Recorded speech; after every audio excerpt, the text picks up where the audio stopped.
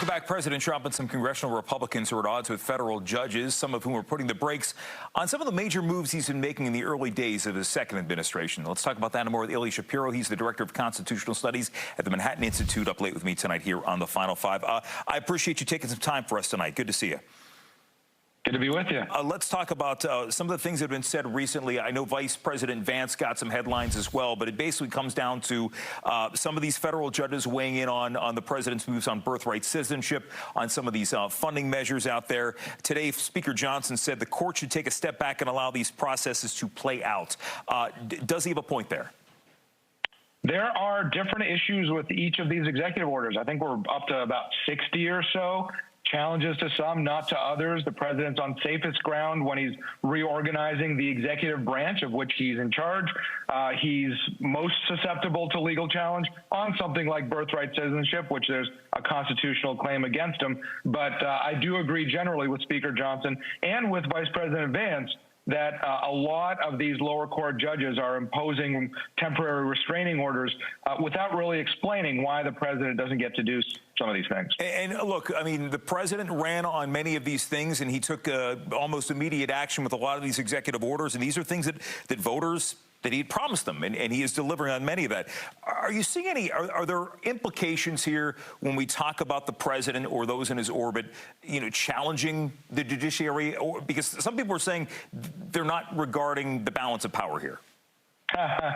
Well, I mean, President Biden famously said that the Supreme Court blocked him on student loan forgiveness, but he's going to do it anyway. Obama said certain things like that as well. So there's no evidence that anybody is ignoring court orders or anything like that. And it is the duty of the executive branch of the president to evaluate constitutional and legal arguments for himself.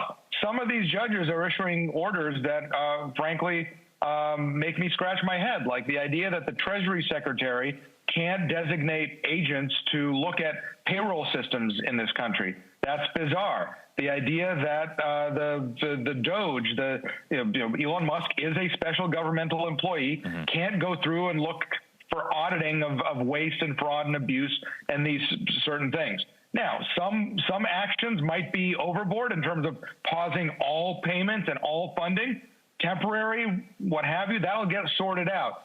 But I think there is a lot of overreaction, including by the judges, including by the challengers, who, of course, are court shopping and filing these cases in the places with the most anti-Trump, if you will, judges. And we know that in certain cases during the previous administration, even over the last couple of years, as Roe v. Wade came into focus, that we saw some of that work with certain court districts in Texas, for example, because they knew that you would get some favorable rulings there. But look, we know that public confidence in the judicial system is pretty low. President Trump made a compelling case when he said that a lot of these judges, a lot of these cases against him were targeted, that he was unfairly targeted, that it was lawfare. There are a lot of people that believe that he's perfectly in his right to push back, and public sentiment is on his side when it comes to some of that.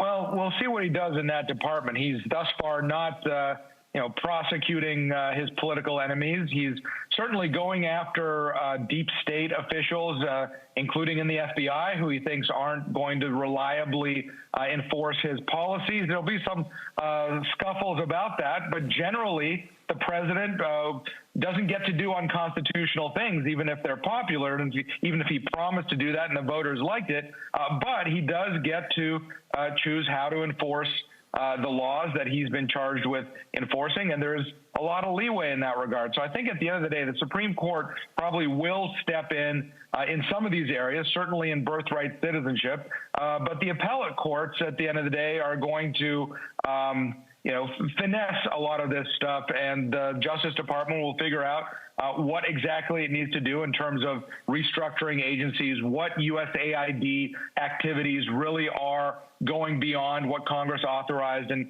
things like this. So right now it's all kind of theatrical skirmishes, but this time around, compared to 8 years ago, the Trump administration is a lot better lawyered up, and these executive orders are generally well put together. And to be fair, in a lot of these cases, you know, if these are things that the president would like to see done and Republicans would like to see done, you know, he has the allies in Congress. He has the majorities there. They could also pass a lot of this by legislative fiat, too, if they so choose.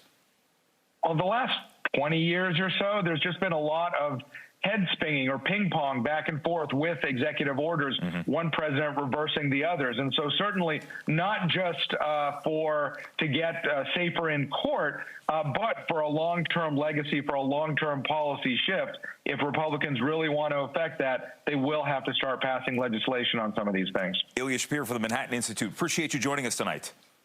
Thank you. And your Final Five is back after this.